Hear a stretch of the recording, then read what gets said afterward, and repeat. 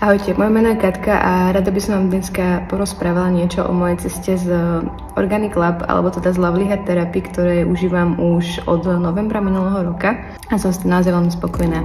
Vlasy minulý rok zažili naozaj šok, lebo som mala ťažké psychické obdobie, mala som štátnice, do toho veľa práce, no a samozrejme si to odniesli moje vlasy aj, no a rozhodla som sa, že s tým chcem niečo samozrejme robiť. Objavila som túto značku Organic Lab u Katky, BBVK na Instagrame, ktorej dôverujem a povedala som si, že keď už Katka povie, že je to dobré, tak idem do toho.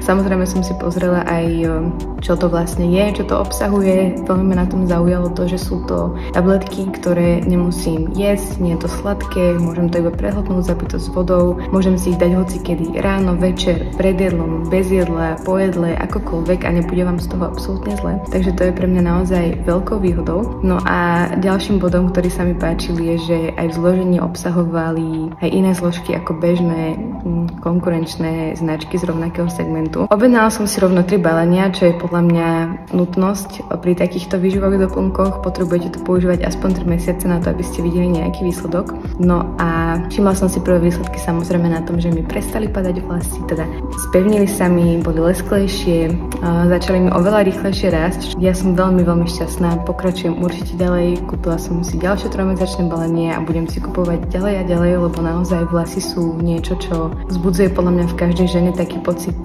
sebavedomia aj spokojnosti a keď ich naozaj máme v dobrom stave, tak sa cítime podľa mňa oveľa lepšie.